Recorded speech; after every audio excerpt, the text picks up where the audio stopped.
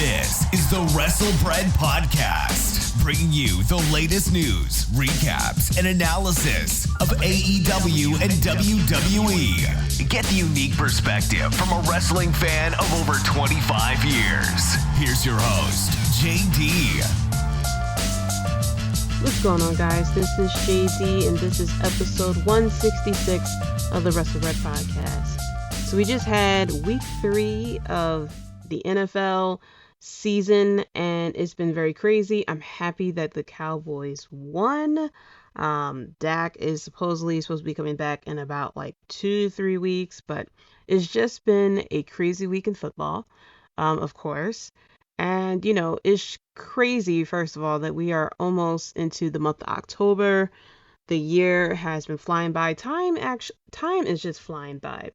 And we are on our way to the end of 2022 soon. It's going to be the holiday season. It's already a little chillier outside with fall, coming in and everything. But my thoughts and prayers are with everyone who has been impacted by Hurricane Ian. I really hope that, especially as it's traveling to Florida, that everyone in its path is safe and sound, and that, no lives have been lost. I'm not the biggest fan of hurricane season. A lot of times the hurricanes, of course, it hits the southeast region and then, of course, moves its way right up. So a lot of times up the East Coast. Still remember Hurricane Sandy that impacted the Northeast heavily. Hurricane Irene that happened over 10 years ago. And then, of course, recently, Hurricane Ida, which flooded downtown, which is the craziest thing I ever experienced in Philadelphia. So I'm hoping that this hurricane season wouldn't be as, drastic and crazy as it been in the years past. But Hurricane Sandy, it was crazy. I was scared for my life, of course, because it came a superstorm. A lot of places in Philadelphia was closed. I remember it was just the heaviest wind. I think a tree almost fell onto the house I was in. But yeah, my thoughts and prayers are with everyone that has been affected or will be affected by Hurricane Ian this week. So getting into wrestling, some news and rumors. So of course, one of the biggest things that is happening has to do with Malakai Black. It was reported that he wants out of his contract to take some time mentally. I kind of figured that it was mainly him taking time away from AEW just to kind of clear his head of what's going on. And then he comes back to AEW. That's what I was hoping that the case would have been. Of course, since Triple H is in charge, all the dirt sheets are now posting the very popular opinion that everyone wants to suddenly up and leave AEW and go back to WWE. And I'm very happy that Malakai Black had cleared the air about what was going on, that it's not him leaving out of his contract, that he is taking, I believe he said a couple of months, couple of weeks.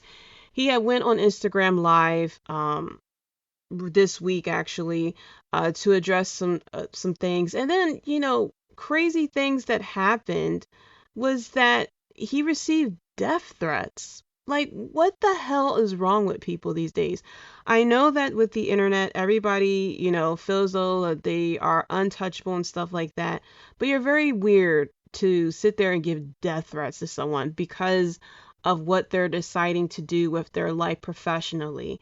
It's so much shit going on. We still have COVID going on. It's we had monkeypox a little bit. There's a lot of things going on in this world, and you are just so hung up with what's going on in someone's life that you decide to send them a death threat. What? You're weird. You're very weird, and you need to speak to a therapist. But he cleared the air, saying that he's just taking some time to leave, Dirt sheets have been very crazy, and of course, social media has been very crazy as to the reason why, saying that it could be issues with his marriage, that he is using mental health to, sneak to get away, to get out of his contract just so he can go to WWE. And it's like sometimes people are just happy where they're at. Not everything that you read on the internet is really what it seems. And that's why when I go over these rumors, it's just like speculations and I just give my opinion based on the alleged rumor, but I always say allegedly. Well, not always say allegedly, but I take it as a grain of salt because, and it's a big issue that I have with journalism. I think I mentioned this before on the podcast, but I went to school for journalism. I wanted to be a journalism. I wanted to be in newspaper, things like that. And I wanted to write and report the news. And it's just like nowadays it's the thing is that people are concentrating in being the first to break news versus breaking news correctly. And sometimes it's just very frustrating, especially with wrestling, that people sit there and break news, whether it's true or not. And so everybody's breaking these news about Malakai Black and oh, he wants to go back to AEW. And there's the other rumor that's going around saying that Bobby Fish is trying to entice Kyle O'Reilly and Adam Cole to go back to WWE and this, that, and the third. It's like everybody just needs to calm down. If somebody wants to stay in AEW, let them stay in AEW. That's their choice. If somebody decides they want to leave AEW to go to WWE, that's their choice. If somebody decides they want to stay in WWE, that's their choice. If somebody decides they are perfectly happy wrestling in a high school gym in front of 200 people, that's their choice. Like, people get so hung up about other people's choice. Now, you can disagree with someone's choice, but to send death threats and, get all out of arms about things like that, it's not worth it.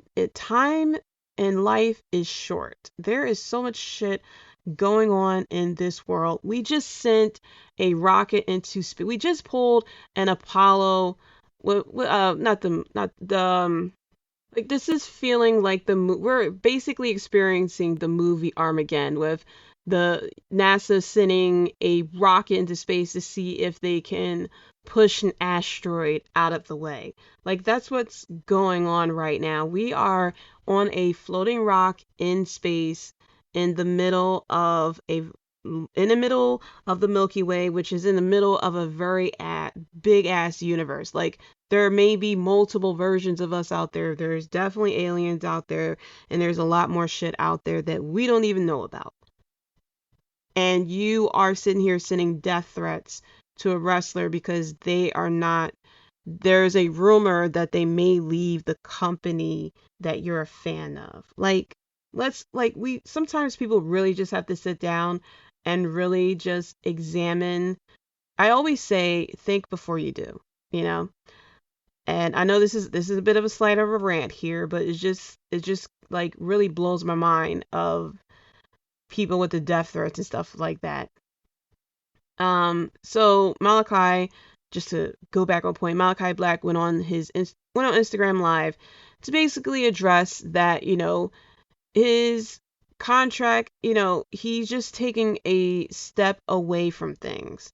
And basically that what you read in the dirt sheets is not true. And that he is taking some time off for his mental issues. And it's just like, let the guy live, let him, recover and, de-stress peacefully without people reading into these dirt sheets and, calling it a day. Like, anybody can sit there and come up with, I could easily say, hey, I got an insider and this, that, and the third, and I heard that Malakai Black actually wants out of his contract and that he wants to join his wife Zelina in WWE. Not even cite who my person is or anything like that. And whether I'm right or wrong, that be that. And if I'm wrong, I can sit there and just blame my quote unquote insider or just double down and not even admit that I was wrong with it, or just sit there and say, oh, he's saying this because he doesn't want it to be true. He doesn't want to be put out into, he doesn't want this information to be put out there.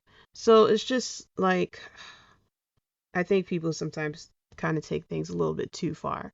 And, I I don't get too crazy that I'm sending death threats or stuff, but I get excited and upset about certain things on TV. That's kind of like slightly human nature, but to go to those extremes, like people really need to just sit down and calm down. So also in news with AEW, according to PW Torch, there are claims that AEW may be possibly buying CM Punk's contract, that we may not be seeing CM Punk allegedly in AEW again, which is, is unfortunate that he came back from, to wrestling and things kind of like unraveled into this, that this run of his will be mainly remembered for this fallout between him, Tony Khan, and the EVPs of AEW. And of course, people are going to feel as though that he is the problem. It's going to be a lot of what ifs. He didn't really get that much of a title reign, because the first time he got injured, and the second time he blew up publicly and got suspended, and now wants his contract brought out. I'm interested to see what is going to happen. Like I said previously, this is officially the first test of Tony Khan to see how he will handle a very serious and public situation like this. We heard rumors, stuff like that.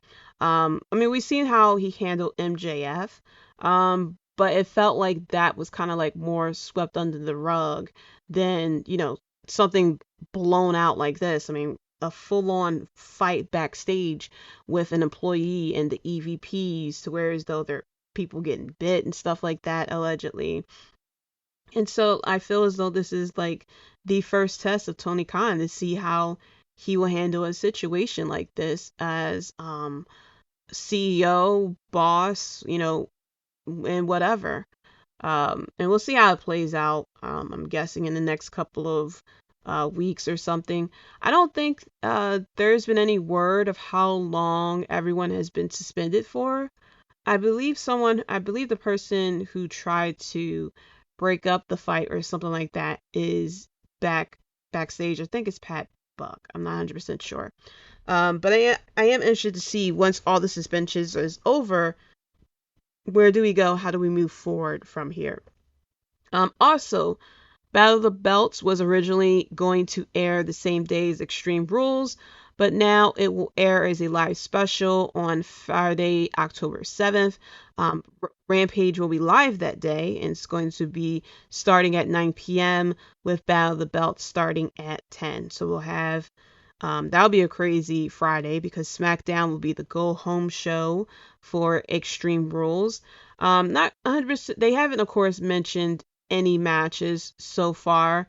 But I'm sure that more likely we may get a match with Tony Storm and Jade Cargill, maybe the trios titles. It's like a 1 hour, so we may probably get like 3-4 matches.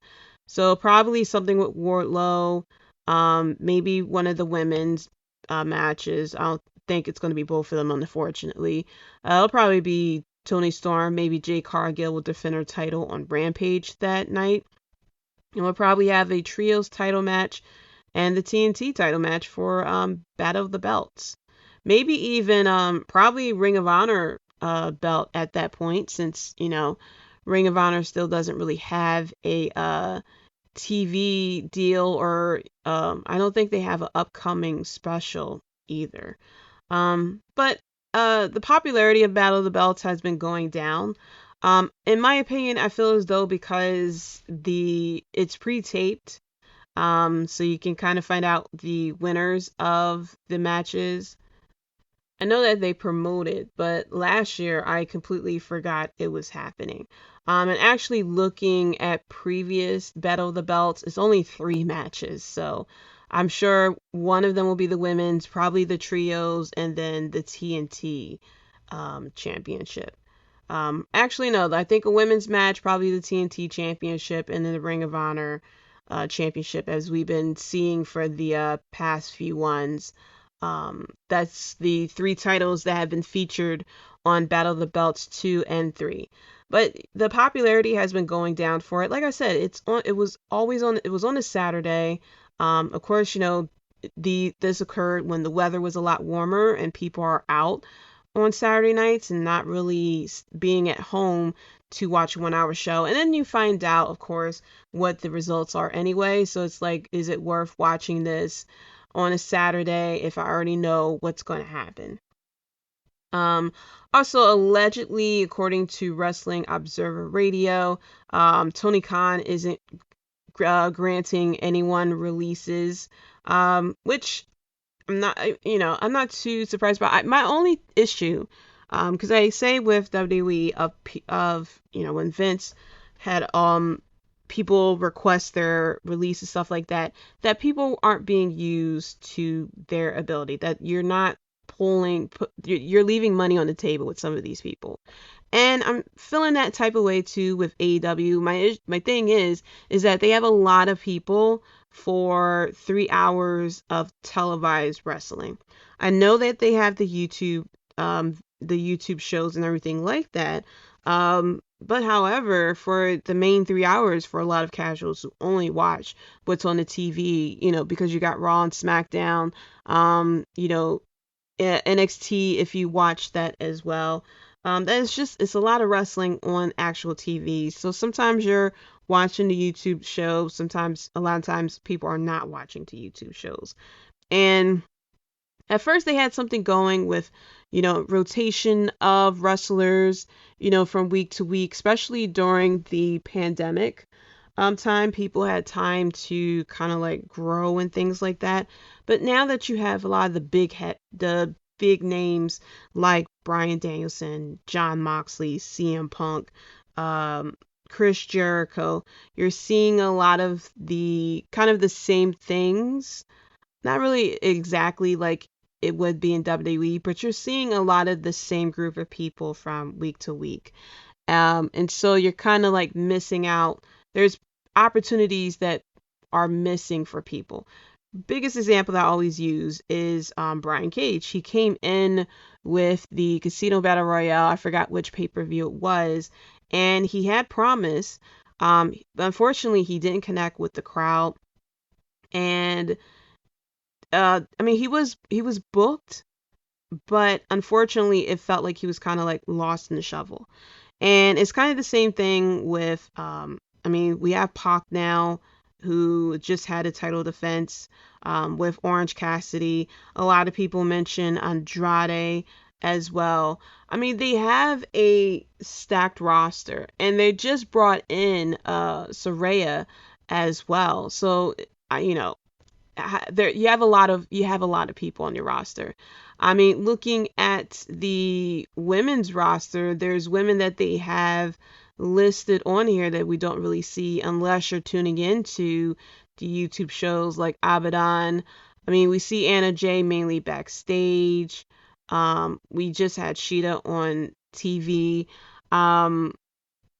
They still have Leva Bates, Mercedes Martinez, who is the Ring of Honor Women's Champion, Nyla Rose, who we've been seeing on Dark, along with I forgot. Oh gosh, I shouldn't have forgotten her name. The Problem, Marina Shafir, as well. And so it's just like some of these women, they're not really. Hopefully, the women's division will get a lot more attention with Saraya there. But we shall see. But with the men's roster, it's a lot of people on the roster as well. Even with taking away CM Punk and the Elite, you still got a lot of people, and a lot of people who aren't really seen on TV like that, like Private Party. I was a big fan of Private Party before they got involved with Matt Hardy and all the other stuff, and now they don't really get a lot of time. Um, I mean, they got some names here of people that are mainly backstage people that really don't get a lot of TV time. Um, but yeah, it's just like you got to figure out your roster. I understand you don't want to grant people's releases, but you got to give people TV time. Fuego del Sol is another one. I remember he became popular when he was wrestling and trying to get contracted to AEW. We haven't seen him on TV I don't even remember the last time he had a match on TV.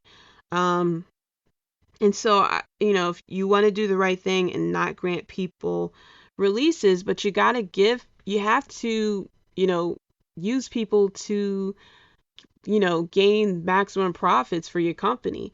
I believe, if I remember correctly, Tony Khan mentioned that he kind of like books according to like crowd perception, but the crowd can't really respond to people unless they're really on TV. I mean, look at the Acclaim. They had, gained exposure and became very over. You know what I mean? And that's because they were given the opportunity to really shine in front of the crowd. Can't really get shine in front of the crowd if you're not in front of the crowd. If the crowd is sitting there saying, "Oh yeah, I remember. Oh, I thought that person had left AEW." For example, Sunny Kiss. I remember Sunny Kiss was heavily featured on TV, and not really heavily featured on TV, but she was on TV a lot, I should say. And now she had the match. I forgot who she was going against. I think she was going against someone with the Trustbusters or something like that. I think it may have been Baby Brock or something. And people was like, "Oh yeah, I forgot about Sunny Kiss. Oh my gosh, Sunny Kiss hadn't had a match in a very long time." And so, I just hope that I want AEW to succeed. Even with Vince gone and Triple H taking over, I still want AEW to succeed. And because it gives people an opportunity to, you know, not everybody wants to go to WWE. Because first of all, we all know WWE's schedule. Don't really seem like it's going to slow down under Triple H, that there's still going to be house shows. People are going to be on the road over 200 days a year and things like that. And so not everybody wants to go to WWE, even though it's a lot of money, stuff like that. People probably just don't want the stress of having to go to and fro and not seeing friends and family, on a consistent basis. So I like the fact that there is an alternative to that where, you're traveling for, a couple, maybe 1 or 2 days out of the week, 3 days maybe out of the week, and that you're able to get exposure to the wrestling crowd without having to, go to reduce to, not really reduce, but without having to perform at an indie show or things like that. But I'm hoping that he, you know, use everyone, to the best of their abilities. The other issue that I have slightly with Tony Khan is that I said that he is a fan first with a lot of the decisions that he makes. But the other issue that I slightly have with him is that it's a good thing, but it's also a bad thing that he cares about the fans so much. Like, he reads people's tweets, he responds to them and stuff like that, which means obviously fans' words can't, like, maybe get to him. For example, he had tweeted out, in case for everyone in AEW, he tagged AEW. In case you missed our email, anyone worried about Hurricane Ian affecting your travel or home or your family life is voluntary to come to TV this week. Anyone affected by the hurricane can take care of business at home. We hope to see you all next week. And of course, people had tweeted that, oh my gosh, why are you tweeting this? This, that, and the third. And you could have easily had sent the email and everything. And all of this is attention grabbing. This is you're trying to make yourself look good, and there's there aren't other ways for, people to get in contact with you and stuff like that. And I felt as though it was kind of weird to tweet it out as well. I don't really recall really seeing a CEO or boss tweet to their employees publicly like this. I mean, you have somebody either call people who are scheduled to be at the arena. Like I said, it's not like, he has hundreds of people. Last time I looked, his roster is at like 100 people probably. There may be like cast and crew, but you can send out like uh I know he sent out the email, but you can send like text or call people or something like that, or send out an email and say confirm that you read this email. I mean, I get texts and stuff from my boss and the CEO of the company I work for. I mean, the company I work for is like 20 times bigger than in size than AEW, and if something needs to be communicated to us, there are the proper channels to communicate to us. You know what I mean? So I felt it was kind of weird, but we're in 2022, so maybe I'm just like, I don't know, maybe I'm just like still in the 2000s or the 90s or something like that. But everybody was, quote tweeting and responding to it and stuff like that. And then Tony Khan responded to his tweet and said, literally, the first line says, in case you missed our email, yet I'm getting asked why I tweeted this instead of sending an email.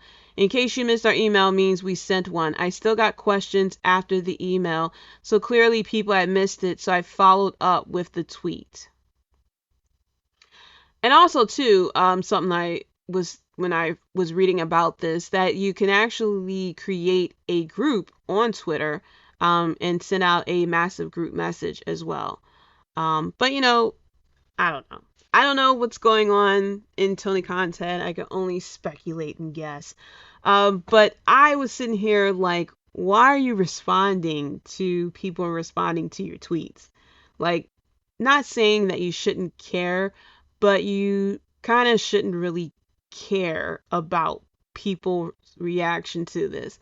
Unless people are planning to boycott this or cancel you over you tweeting this to the world, like, really, it didn't really need a response to clarify that you did put in there that you sent out an email. You don't have to, like, well, the way I should say this is, you shouldn't have to explain yourself to fans.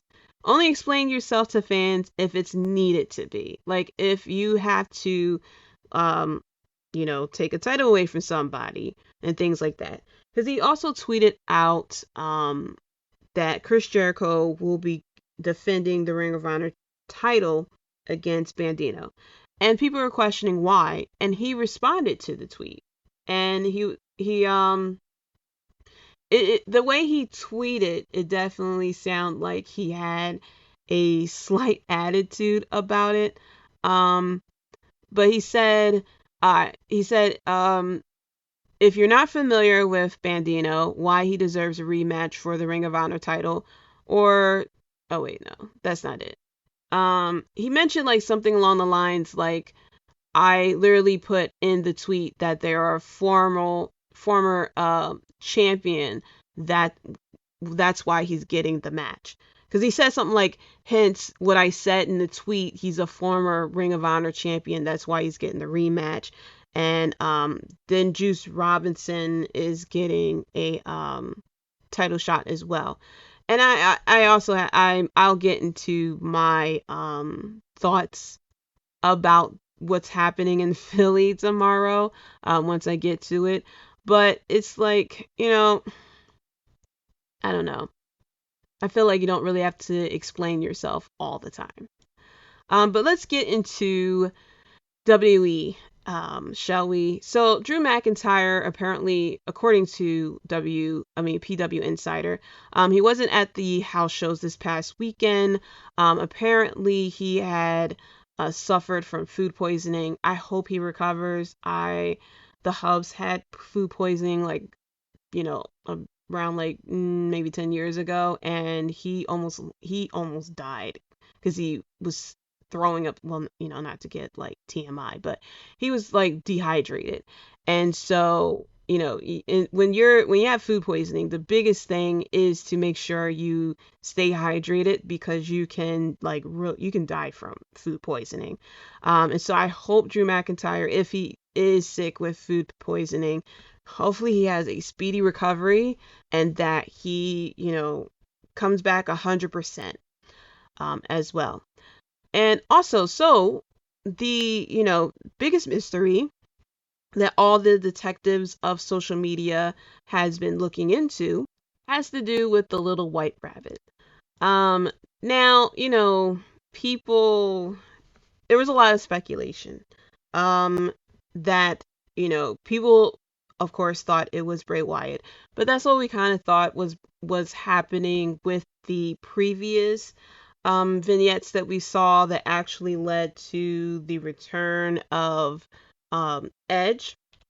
But this time, we got a little bit of clues about who killed the world. You did. And, there's a lot of things going on as far as, is this Bray Wyatt? Now, shortly before Raw happened, there were leaks about who tonight's clue was about, and then the next, the previous one. And it was kind of pointing to maybe these are clues pointing to Judgment Day, where, we had, with the first clue, it was the Hangman game. Adam Page, the WWE, confirmed, by the way, from that. Joking. But we had the rabbit spelled out demon at first, which of course refers to Finn Balor.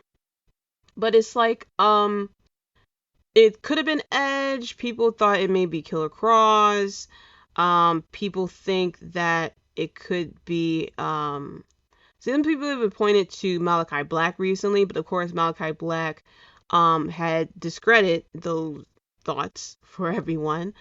So this week's code, it was a QR code that flashed on the screen. I completely missed it. And it goes to this video of people saying, who killed the world? You did. And it showed the white rabbit standing there. Then it flashed 4 numbers. 40701, which is the postal code for Corbin, Kentucky. And people was like Baron Corbin and stuff like that.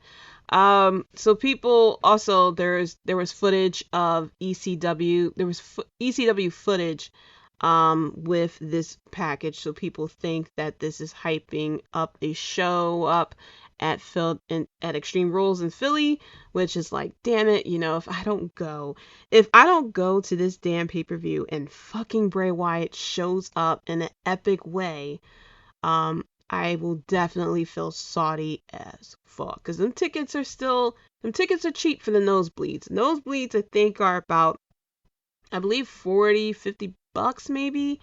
But it's just, I don't know about being out late at night. That's the only thing that is stopping me from going to Extreme Rules, is just having to come home late at night. Philly isn't fun right about now. There's a lot of crazy things going on in this city, and I do not like being out at night anymore. Barely like being out in the day. It's getting to that point, but man, they're really making things enticing for Extreme Rules. But then it had showed coordinates as well. And there's a lot of things that's pointing to Bray Wyatt. And people are thinking maybe it's Edge and stuff like that. So if you put in the coordinates that flashed with the white rabbit, you'll find the outline of a pink bunny in Italy, which is creepy as fuck. And then, if you look up the zip code, like I said, 40701, it comes up as Corbin, Kentucky. But on the page of Corbin, Kentucky, it says Wyndham Hotel. And then there's also a White Rabbit Records in Corbin. Look, the detectives of Twitter, like, they went deep into this stuff. White Rabbit Records is in Corbin. If you they posted a video on their YouTube channel that points to Windham, Maine. And it's just like they put a QR code on Instagram that shows you to buy their merchandise. And these people are saying that before Bray Wyatt became the Fiend, he was wrestling in 2018 against Baron Corbin. So it's just like it's a lot of things. Oh, and also too, like apparently like Bray Wyatt had tweeted out something last year or something like that, and it's just like, oh my gosh, it's just like craziness. Lots of craziness. So, I can't wait to see where this leads up to. I can't wait to see what Bray Wyatt is going to look like. Is this going to be a new mask from Tom Savini? Oh my gosh. Like I said, Bray Wyatt needs to be in a movie somewhere. There needs, like I said last time, Rob Zombie movie. Like, he needs to be in some type of horror franchise. Because his acting and like his creative mind, it's like crazy. And I cannot wait to see where this leads up to and where this goes from here. And my concern, like I had this like a concern with the Fiend of it translating to the ring and it being handled correctly. The biggest concern I have for Bray Wyatt and this new character is the booking. Because while Bray Wyatt, the Wyatt family, great promo skills, great vignette, his booking was a bit crappy, especially once he lost to John Cena. Their feud with the Shield, chef's kiss. Give me that all day. Then it became Bray Wyatt and the Fiend. Booking, started off great, and then we went to crap because they gave him the title, which he didn't need a title, and then they had him lose to Goldberg. You know what I mean? And then it just kind of like went downhill from there. I mean, it was a good portion where it was him and Alexa Bliss. That was cool. Randy Orton feud, it was okay. It was getting a little wonky here and there. And then no one talks about what happened with him and Seth Rollins. We don't acknowledge that here at the Wrestlebread podcast. But I am excited for this. I'm interested to see how the booking will go now that Triple H is in charge, and that, I'm going to have trust that he won't book Bray Wyatt and this new character to shit. But, I'm hoping that the character stays special. Like The Undertaker. So, getting into recaps, starting off with SmackDown. The biggest news is that he finally did it. I don't know where people were, on the day, the year of our Lord 2022 on September 23rd. But this day needs to be marked down in history because that is the day that Sami Zayn, the so-called honorary Uso, was officially welcomed into the Bloodline by the tribal chief himself, Roman Reigns. Great segment. Definitely had me there in the first half. I thought Sami Zayn was about to get super kicked by the Usos, and then we start the feud between Sami Zayn and KO and the Usos. I thought that's where we were going.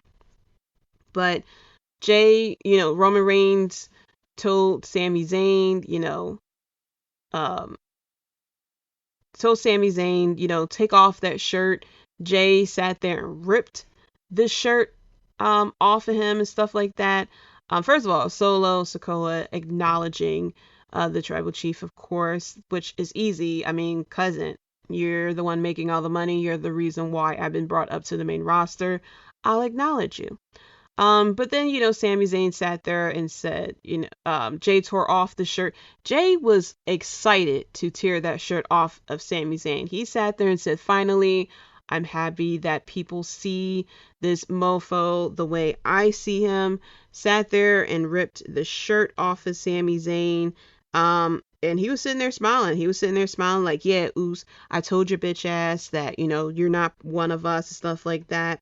And Roman Reigns was sitting there like, I don't know why you got that shirt. I don't know why you were wearing that shirt when you should be wearing this one. And it was his own shirt saying honorary Uce. And Sami Zayn's face lit up like a kid on Christmas, seeing, the big tree with all the presents underneath, and they're their only child. Like, imagine being the only child. You come down on Christmas, big tree, room full of gifts, and they're all yours. That's how Sami Zayn felt. Sami Zayn probably felt more joy and happiness than that kid on Christmas. Christmas came for him on September 23rd. And congratulations to him. He is an honorary Uce. Interested to see how, like I said, I'm interested to see how this plays out. I thought this was, coming to a close with Sami Zayn getting super kicked, and Roman Reigns saying, "Hey, you're not blood. Get the hell out of here." And then we have the Usos versus Sami Zayn and KO. It could come at a later time, but I love when, storylines, once it feels like it's starting to get slightly stale, you put a little bit of life into it, make it exciting again type of situation. So I'm happy that we got that with this. We had the Usos going against the Brawling Brutes. Of course, the Usos retained. And, I knew that the Usos weren't going to drop the titles, anytime soon. I think they may hold the titles until either the Royal Rumble or WrestleMania. No idea who's going to win the titles off of that. I don't know what the plan is with the titles. There are rumors that Triple H is redesigning the titles, especially the two main titles. Apparently, allegedly, he's not a big fan of the big ass W on the title. Who knows? Who knows what's going to happen? We had Lacey Evans on TV, everybody. I completely forgot about her. It seems like she isn't, the whole, here's my my sad life story, and now I'm going to turn heel. Interested to see what's going to happen with her, if she is going to go back to the Southern Belle, or are they going to keep her character the same, or if they're going to switch it up. We also had this big backstage segment with Hit Row, the Street Profits, and then Shinsuke Nakamura showed up. I'm like, what the hell is going on here? But they were having a party. I understand, like, the Street Profits are definitely being paired up with Hit Row to help out Hit Row. Because they don't have Swerve anymore, and like I said plenty of times, Swerve really pretty much made Hit Row, what it is. And there's like something definitely missing from them without him. And so them teaming up with the Street Profits makes sense, and I feel like it will help them out to figure out whatever it is that we're trying to do here. We also had Braun Strowman, coming in and having a match against Otis. There was a big announcement too that we are running it back. Sheamus going against Gunther. I believe it's on SmackDown, which I'm slightly sad about. Like, I was hoping that would have been an Extreme Rules match. But it is what it is. But speaking of Extreme Rules, we have Drew McIntyre has challenged Killer Kross. If you hear my cat in the background, she's just acting crazy. It's just that time of the night where she decides that she's just going to act crazy. So if you hear her in the background, just ignore her. She's just doing her thing. But Drew McIntyre had challenged Karrion Kross to a strap match. So interested to see how that's going to go down. So now, now we're up to 5 matches, including the match that was put together on Raw once I get to that. But yeah, I'm mainly interested to see who the hell is going to take the titles off of Roman Reigns and the Usos. Who knows? So going into Raw, we had Bianca Belair going against Io Sky, which was a pretty good match. First of all, I love Io Sky. and I like Bianca Belair. So I was just sitting back and enjoying the match. I couldn't even really say who I was a fan of. We also had Kevin Owens and Johnny Gargano going against Alpha Academy, which, that was pretty cool as well. We had a segment backstage with The Miz, who is still being stalked by Dexter Lumis. Miz had hired a security team, stepped out. Everybody knows when you hire the generic, creative wrestlers from WWE 2K22, something's going to happen to them. And so The Miz steps away, comes back, all his guards were, knocked out. And that's what happens when you pay cheap for security. If The Miz, he has a nice house and everything, we saw it on TV, just use a little bit more money, get you some, get you some stronger people. No reason why one person should take down 20, we've seen it in AEW, but no reason why one person should be able to take down that many security guards easily while you were gone. We also have Finn Balor pitching for AJ Styles to join him on the Judgment Day. Of course, finally we're getting the, the brotherhood that was, not really brotherhood, but the fact that we had the two leaders of the Bullet Clubs kind of like coming together to team up. Interested to see how this is going to go. Will AJ Styles join him? Will he not join him? Who knows? We also had, and we had Nikki ASH in the ring, and I was sitting there like, wow, she looks slightly different in her gear. She's not wearing a cape and stuff like that. And it was like a weird camera angle where it's definitely like from the rafters of the arena, and then we see music hit that we don't know what music that is, and it was freaking Candice LeRae. Definitely a surprise debut.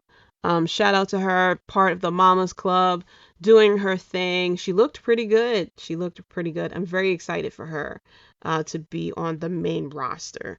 Of course, she's on Raw along with her husband. I'm waiting for Baby Quill to debut on Raw as well, to become the first official baby of Raw, and for us to have the first ever, triple threat family match between Candice LeRae, Johnny Gargano, and Baby Quill. Maybe slightly unfair, but The Miz, Maurice, and one of their daughters, Moreau. Maybe unfair because Moreau is a lot older than Quill, but I think Quill can be able to take her down. I mean, it's Johnny Gargano's kid, baby wrestling. I mean, I think he can handle his own. So we also had another return, first of all, where was the segment of Matt Riddle and Damian Priest. Of course, Matt Riddle had won the match against Damian Priest, and then the Judgment Day comes in, starts attacking him, and then out comes Edge, because on this day, I see clearly that Edge is not the White Rabbit, because there was some speculation that Edge was the White Rabbit, and he is not, which I am pretty happy about. So Edge comes back and challenges Finn Balor to an I Quit match at Extreme Rules. So I'm fine with that as well. So wow, a lot has happened on Raw and SmackDown. I am getting a little more excited for Extreme Rules, because we're getting a lot of different matches. It's not like I challenge you to a, Extreme Rules match type situation. Even though we do have an Extreme Rules match between Liv Morgan and Ronda Rousey, I'm hoping that will be a good match. But who knows? And then I don't know how many matches is going to come out of this pay-per-view, or premium live event, as I should say. Because we still don't have, I don't think Roman Reigns is going to appear on here, but I'm hoping that there'll be a tag team title match. We still have the IC title and the I was about to say European, but the United States Championship. So maybe, the match between Sheamus and Gunther doesn't really work out right, and then we get them at Extreme Rules. And I'm not even sure what we're doing with Bobby Lashley. I love his entrance, by the way. I love his entrance. So I don't know what we're doing with that. And then we got the Women's Tag Team Championship as well. So who knows? I think things are going to continue to unfold between this week and next week as well. So coming up on AEW Dynamite is going to be in Philly. I'm not going to that one. Sorry. It's just too much. Even though Extreme Rules is a full pay-per-view, but last time I went to AEW in Philly, I was just like tired as hell at the end of it. Because they record Dark beforehand, then there's Dynamite, and then they record on Rampage. Even though there's some, segments that's going to happen that I'm interested in, no thank you. The card, to be 100% honest, the card isn't that stacked enough for me that I feel as though I have to be there.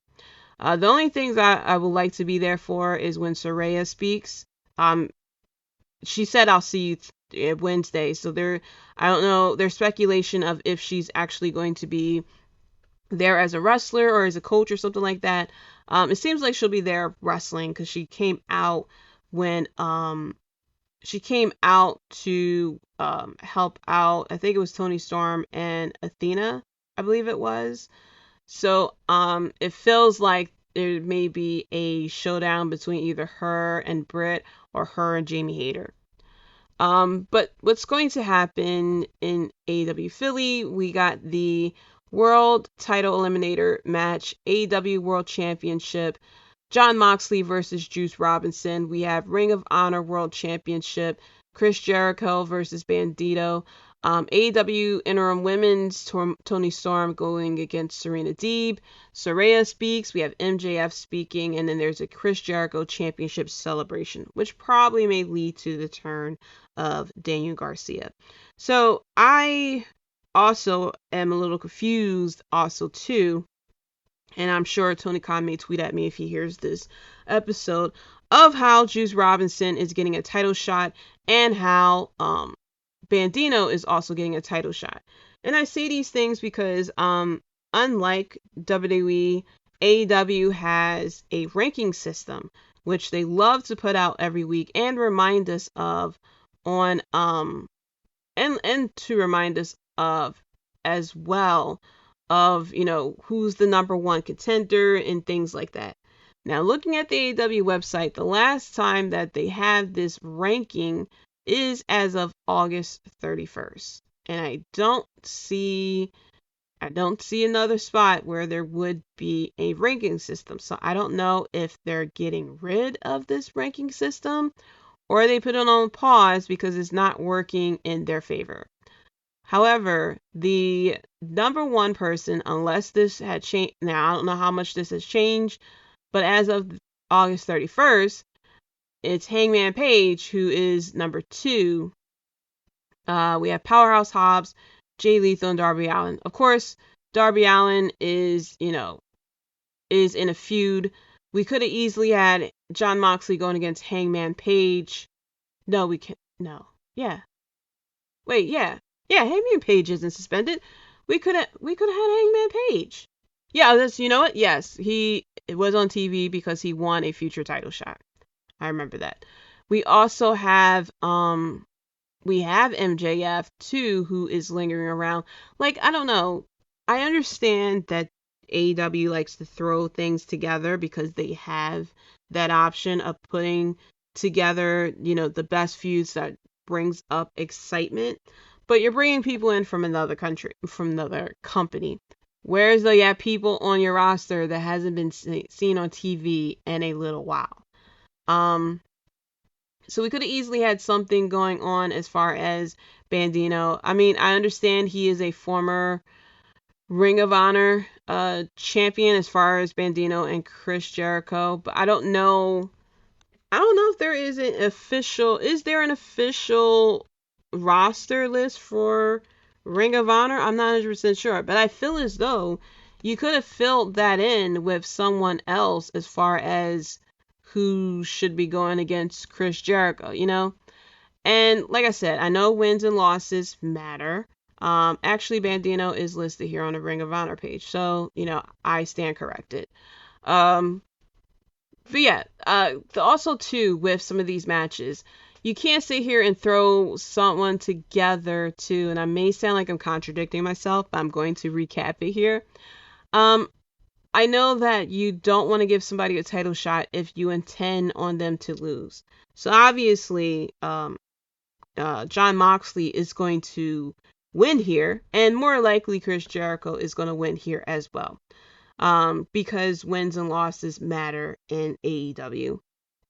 Probably in Ring of Honor as well. So you don't want to give someone a title shot and they lose if you meant for them to have a title shot down the line. But I feel as though if you're not going to go with the rankings, you can easily just have your AEW World Champion go against someone. It could even be a non-title match. Like, I don't know. I feel like we're playing GM mode here, for, you know, SmackDown versus Raw type of situation. I don't know, but you could easily, I don't know, we could have done this a little better. I feel as though. I mean, Tony Khan had put out a video package as to why Juice Robinson and Bandino deserve these title shots. And I don't think because of the rankings, they really do rematches like that. But I feel as though we could have had something else here going. You know, we could have started a mini feud against someone and Jon Moxley and, you know, kind of continue the story on with MJF. But like I said, I'm very interested to see how things will turn out on Dynamite, because on paper, the matches that they have called out, and it's, well, you know, only two of the segments I'm kind of looking forward to. Like I said, it's Saraya speaking and MJF speaking.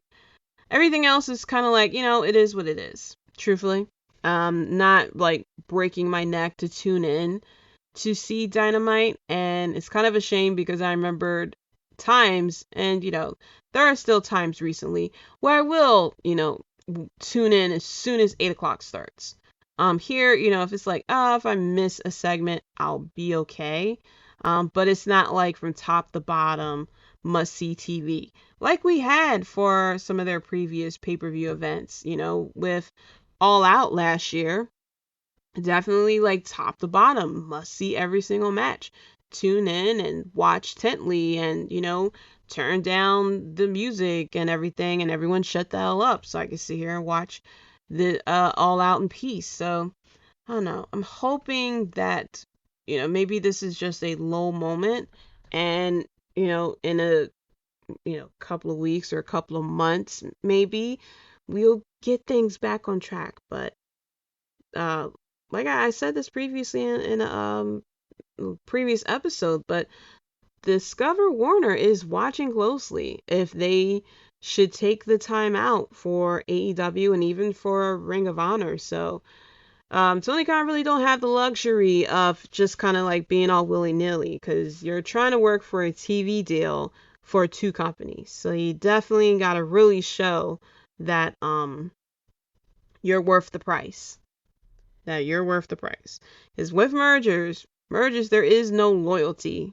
Whenever new management comes in, there is no loyalty. They will slash and cut, you know, wherever they see fit, which isn't either meeting their standard, or, you know, not making profits off of it, or enough profits off of it. So I hope that things turn out well for AEW, that they'll get a TV deal, that Ring of Honor will get a TV deal, and we'll just have the complaint that it used to be the complaints of too much wrestling on TV, with just because it's only WWE. I just hope that, you know, we'll have complaints like it's too much good wrestling TV, because whenever wrestling is good, the biggest thing that benefits from it is us, the fans. So I'm hoping that AEW recovers from this, kind of like a down period with everything that's going on backstage and on TV, and that, that they come out with a good show. That's my hope for it. But that's it for the Wrestling Court Podcast. Thank you so much for listening. Shout out to Julian Rob Bates for Wrestling Court Podcast and AlternativeMinds.com. Keita and Jay from the Keita and Jay Show. Chris from We Talk Next Podcast, which is featured on the Keita and Jay Show. Dan Dolan and Larry from Half K Podcast. Devin and Hafiz from Clark Street Wrestling. And special shout out to Straight Talk Wrestling. Check out the mini host. She just interviewed Thunder Rosa. Previously, she interviewed Mia Yim. So definitely check them out. Also, special shout out to Circle of Debate and Top Rope Wrestling Talk as well. Coming up next week, we are winding down to Extreme Rules in the capital of Extreme, my hometown, Philly. And interested to see what matches come from it. I guess this will be like the full-on first pay-per-view or premium live event. Well, no, Clash at the Castle was kind of it as well. But I will say first major pay-per-view, because we got Survivor Series coming and we have Crown Jewel too. But I am interested to see how Triple H is going to book the build and lead up to Extreme Rules, because the last time Extreme Rules was in Philly, it was the Undertaker's last televised live match, and it was one of the best spots that I've seen live, and that was Baron Corbin giving the end of days to Becky Lynch. Love that spot. I popped for it. Poor child that was sitting in front of me, I think, who was rooting for Becky Lynch, probably had tears in her eyes, but damn it. Shout out to Baron Corbin, and shout out to Becky Lynch too for selling the spot nicely. But we will be going into predictions for not only Extreme Rules, but also Battle of the Belts as well, as we go closer to not only Extreme Rules, but the Survivor Series and Crown Jewel, where Roman Reigns will be going against Logan Paul.